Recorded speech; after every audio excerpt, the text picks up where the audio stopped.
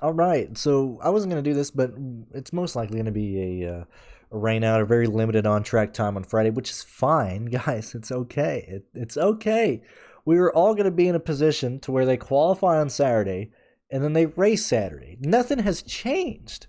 There's nothing that has changed in your life outside of no practice. Okay, if anything, I like that more. Hopefully, we can flip some cars on Saturday. We'll talk about the lap by lap. Actually, we'll do that now. I'll go back. I'll go on my Bob Pockris rant when we're done.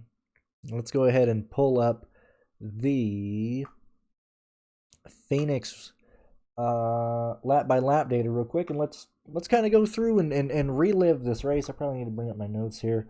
For those of you that do support us on Patreon for NASCAR, or with the NASCAR and F1 package, or if you just want to support us for NASCAR or for F1, that's fine as well. There is a notes folder that we fill up during the races, sometimes after the races. I this year I'm making sure that ownerships are included. Let's go ahead and look at the Phoenix notes entering this week, which look, bad week for me, man. When my main guys go, and a lot of people are like, "Oh, you don't take stands." I do. I take pretty good stands in Discord. One guy showed me a lineup, and I said, "Look, I don't like that line. Personally, I'm playing a ton of Elliott and Truex. Just those two names right there can already tell you how my weekend did." And Pierce talked about this as well in his video that he just did. But pit road and Phoenix is hard to pass. Phoenix sucks at passing. There is no passing at Phoenix. It is a thing that does not exist. You cannot pass in Phoenix. That track, the track is still terrible. Okay, it finally got better. They're finally 10 years after it was repaved, and they're still putting the resin down. So it's a one groove racetrack, and the worst thing for a one groove racetrack is to be a top groove racetrack, which turns 1 and 2 is top groove. That's just how it is. You're not getting around somebody on the bottom. The only time to make a pass at Phoenix is entering 3 down the back straightaway. And even then, you can't really clear them until you're all the way back out of turn 2, entering the back straightaway again, because you're going to be side by side through the dog leg. So Phoenix is a difficult race to pass. Yet again, championship was decided on pit road. This race was decided on pit road. That's just how it is. So, excuse me. So let's kind of go through and look at we'll kind of break down the ownership really quick. Stenhouse is at 47%, Blaney at 39%, Truex at 37%, Harvick at 31%, Elliott at 29%, A. Allmendinger 29%, Hamlin 27%, Bubba Wallace 26%, Larson 24%. Those are the highest guys. I mean, you have the notes. You can look at this stuff as well. These guys have 9 sets of tires, and the let me go through. Am I going to read all these to you? I don't think so. Let's see. Big takeaways. Cody Ware was the free pass on the competition caution on lap 25. Larson was up to 20th. BJ McLeod and Smithley were stuck a lap down. Everybody in the lead lap pits here. Kyle Busch stalled on pit road and lost a ton of positions. He was working his way up. So let's just see that really quick. Let's see where Kyle Busch, where you at, Kyle? So Kyle was up to 5th here. He had an early pit stop, which when we looked at the pit data entering this week on both the live show and after the live show, I missed on Briscoe. Didn't look at Briscoe. I was seeing that I thought Elliott would be the fastest on pit road. Elliott ended up being the fastest on pit road, spun out late, had issues, couldn't keep the lead. That was my main. It got him and Kyle Busch were the two guys I was the highest on, because I thought Kyle Busch would. I had Kyle Busch getting the lead off pit road, and he had an incredibly fast pit stop, and then he stalls on pit road on lap 27.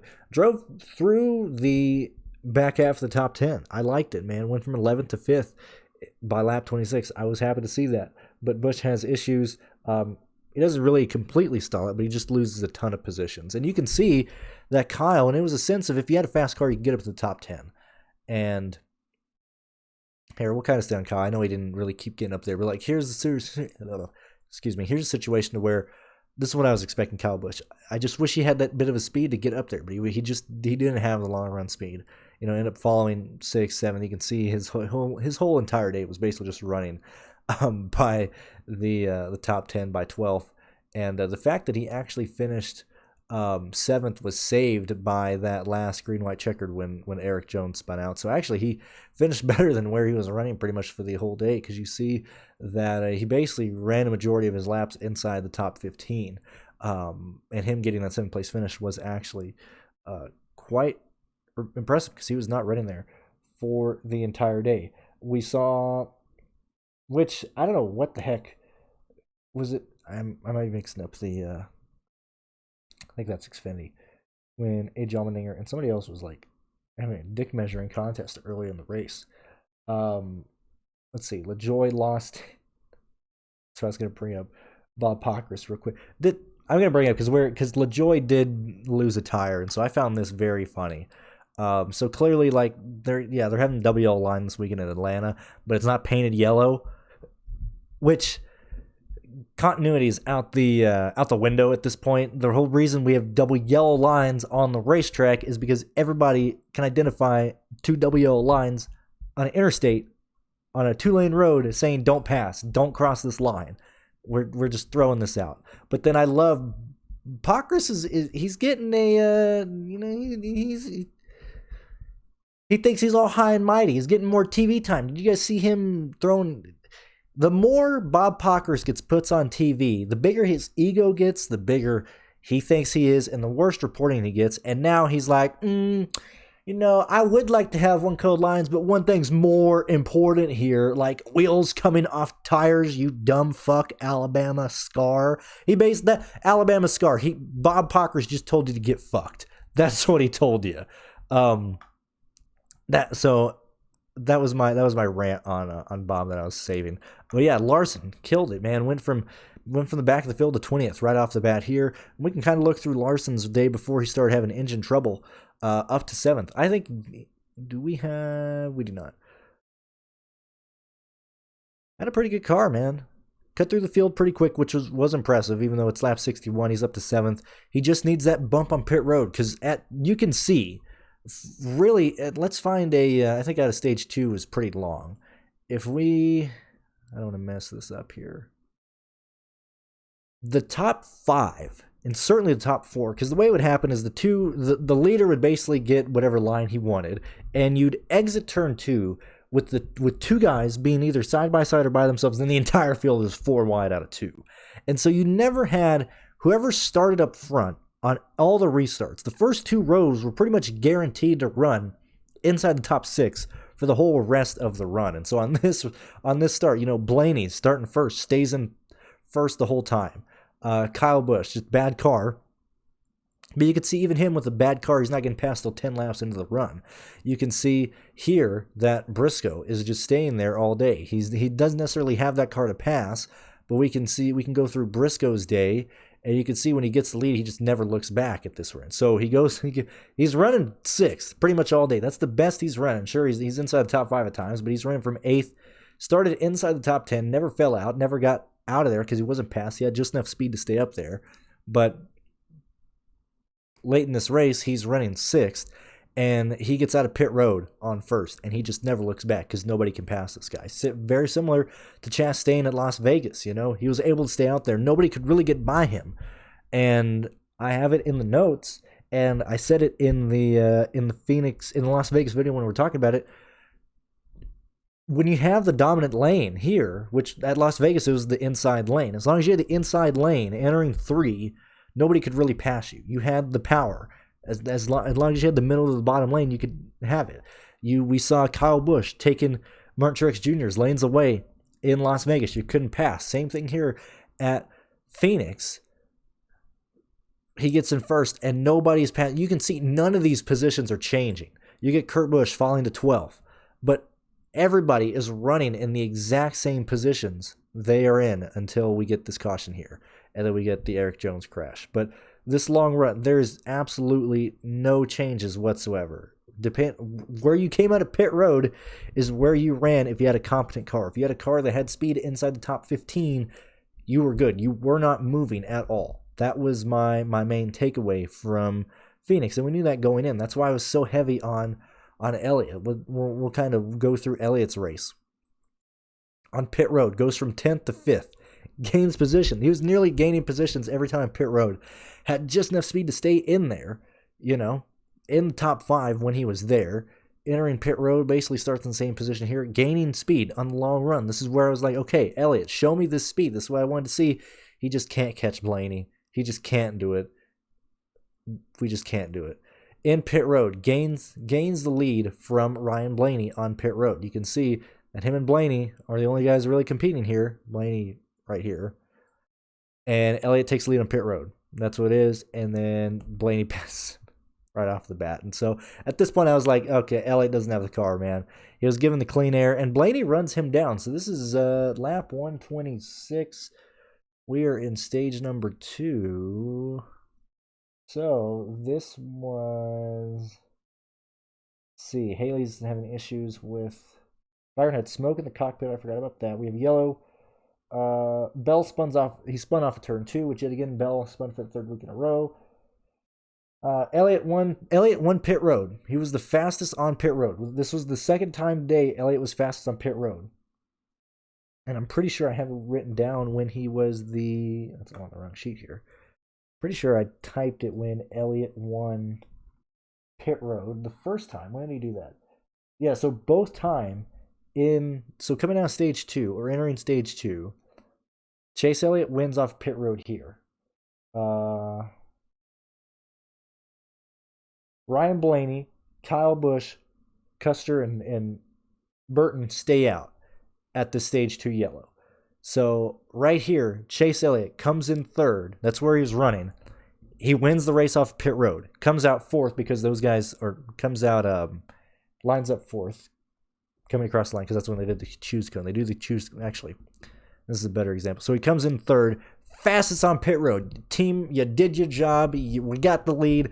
Just kidding. You're running in 5th because 4 guys stayed out. So we go here, and then we go into this yellow here. And so Elliott, yet again, wins the race off pit road. He's the first one off pit road. And let's see, where are we at?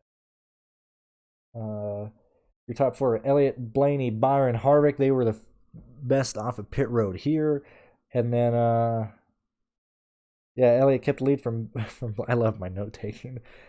Phil got high, wide, and handsome on the restart again, and it always leaves the top 2 by themselves. It leaves them by themselves for a lap. If you look at these restarts at Phoenix, it's the top 2 runners, and then it's just the field in just a gigantic cluster leaving turn 2. That's how it always is. Oh yeah, I forgot, man.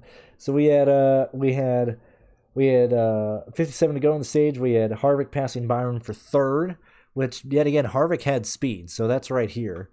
He passed Byron. We have Larson trying to pass Byron, so Larson's down here. He's also running there. He's trying to get by Byron. He just couldn't. He literally couldn't get the run off of Byron, off of the corners. He just could not pass Byron. That's just how these cars are. That's how NASCAR is. That's how Phoenix is. There is no passing on Phoenix. I wish they'd bring back the grass track, because that was a fun race. You could bump and run at the old Phoenix and move people out of the way.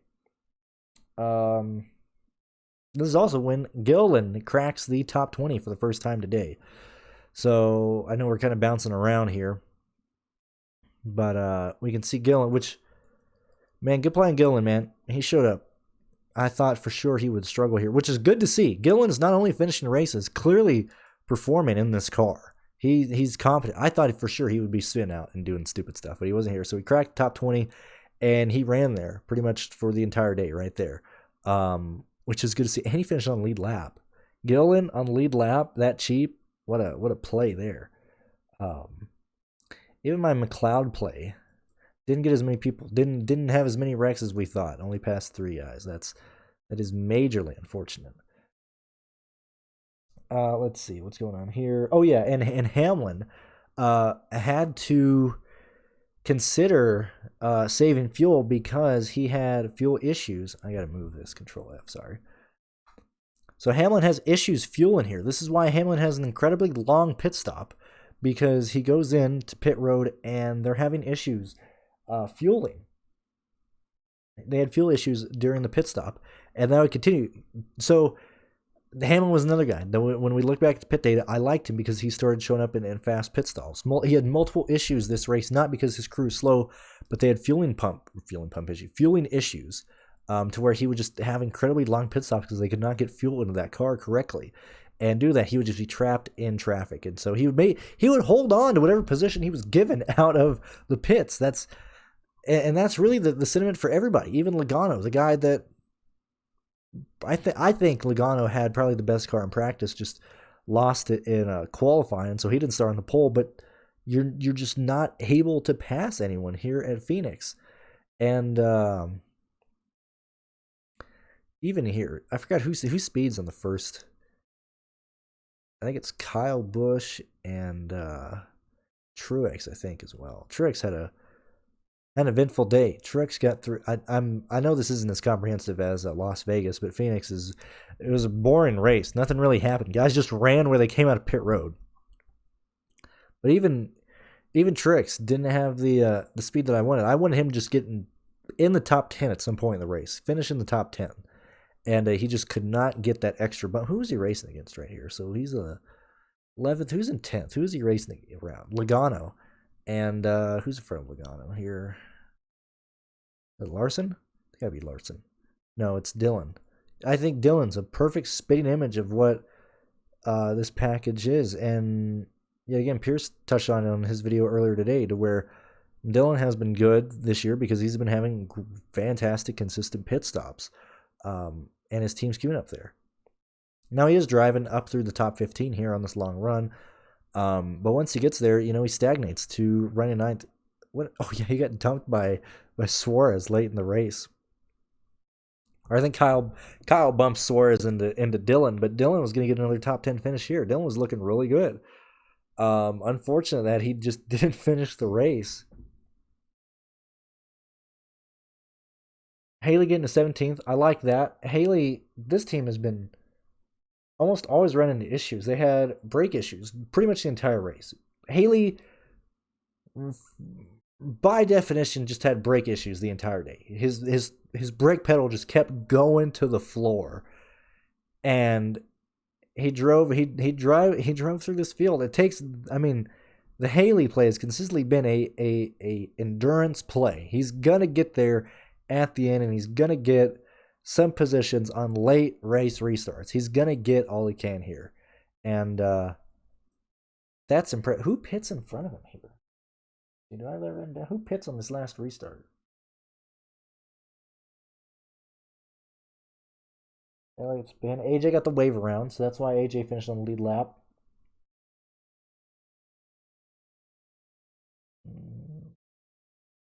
I don't have it. I don't know who pits here. I'd have to look and see in the pit data who pits here.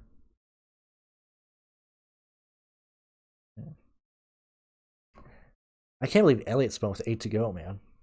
That was rough because Elliott was running decent as well. I don't know what Elliott I don't know what he's racing for here. He just lost it on his own out of turn 2. Came back and finished 11th. But yeah, let's look here, man. A guy who ran 80% of his laps inside the top 10. A guy who had really 82% of his laps inside the top 5. That's showing what he's doing on pit road. Because all that is just gained off of pit road. We could just see that constantly, and we've seen that he just didn't have the car. He didn't have a long run car. He got beat. He was getting beat in positions to where he had the clean air. He started on first. He would fall to 5th, fall to 4th. Had a top 5 car. Just couldn't get everything they need to. And pit road decided this. Let's see. Fastest guys on pit road all day. Elliott, Chastain, Dillon, Briscoe, and Reddick. Who was up front in this race? Chase Elliott, Chastain, Dillon, not necessarily up front, but in the top 10, Briscoe and Reddick. That's how they were there. And I think maybe that's why I was thinking Reddick could drive, and he could. This is a sense where Tyler Reddick had a chance. He could not pass Briscoe. Unfortunate, nobody can pass at Phoenix. But yeah, Phoenix, and I think Phoenix is certainly the extreme, because Phoenix and Richmond are probably the toughest places to pass on the Cup Series or on NASCAR right now. I would imagine it's those tracks. And when we're entering the next, what's the next short track here? Let me look that up while I talk. But when we're looking at short tracks, I like the idea of looking at pit data for these short tracks. I think it has a obviously you're gonna play guys who are showing speed and practice and stuff at these short tracks, but oh my gosh, come on, NASCAR. Why is everything loading so slow here? Yeah, we go to Richmond, April 3rd. Toyota Owners 400. Boys, we got to look at the pit data for Richmond. I think that's going to determine more than race speed. Because when we looked at practice, you can see the guys who had speed, and when they got in the race, they just couldn't pass. It was decided on pit road. That's my takeaway. That's what Pierce is seeing. That's what I'm seeing. That's what I was leaning towards entering this race. Right idea, wrong execution, and that just things didn't go the way that I wanted to with freaking Elliott and Truex spin out. But I liked Elliott a lot. That was the main reason I was on Elliott so much, due to the pit data showing that he would just be out there. But every time he would win off pit road, it would be when people stayed out. And then the one time that people don't stay out, he just can't hold it. But yeah, we go to Richmond and then Martinsville, in April. We got Circuit of the Americas next week. Clearly Atlanta this week. So I think it's pit. I think it really is. Circuit of the America not going to be pit data related. It will be, but driver skill will come into that way more. But Richmond and Martinsville coming into to pit data there. Then we got Bristol there. April really is data collection in a different way, because we have been at Las Vegas, Fontana. I think those play into each other pretty well. I think you can look at the data there and understand what's going to happen and understand who's going to be carrying speed. Clearly, right now, at the moment, Atlanta is its own animal. We're not sure how that's going to play out. But then when we get to Richmond, we can look at Phoenix. We can look at Circuit of the Americas. Obviously, we're looking at Richmond. Martinsville, we're going to be looking at Richmond, Circuit of the Americas, Phoenix. Bristol Dirt is its own beast. Talladega in April, its own beast. Then we get back to Dover. We're going to Dover. May 1st, Dover. That's when I lean back to looking at how people did at how people did at Las Vegas, how people did at Auto Club, and how people are going, how are they performing pit road. So yeah, right now, month of April is now pit data month. That's I think that is the most important data point that we can look at is I know I said that like 6,000 times. I apologize, but just looking, and that's another reason why I did look through. I wanted to make this video on Phoenix, because nobody passed, dude. You cannot pass at Phoenix. You cannot pass, and you know how you fix this? By giving them more horsepower. I really do, man. These cars are they're too neutered. We're in the NASCAR neutered series, man. We got no horsepower. That's how you pass on short tracks, man. You have to have that, or you either pass on short tracks with the bumper or motor, and we have neither. We have neither right now for the short track packages. And yeah, who else had a tire issue? Yeah, somebody else had a tire issue, and they pitted again in this race. Do I have that in the notes? Hits. Let me see. Pit.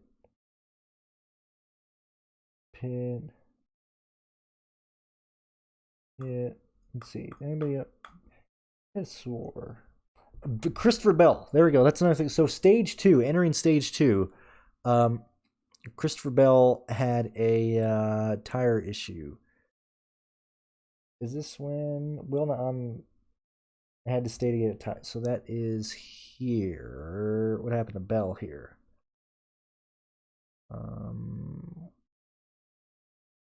Christopher Bell, where are we at? Yeah, so it's actually, this is this stage. What lap is this? Hold on. I'm sorry. I lost where I was. Yes, that's stage 1. Yes, this is stage 2. So he doesn't lose anything. He's basically last car on lead lap here. But in this pit stop, they have a slow pit stop because they have they didn't. I forgot if it was they had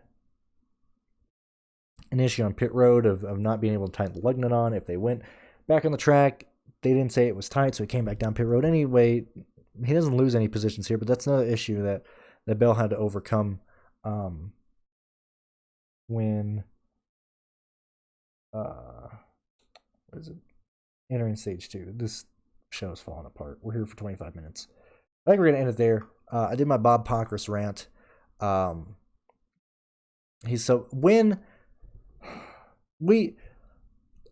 don't care about IMSMA.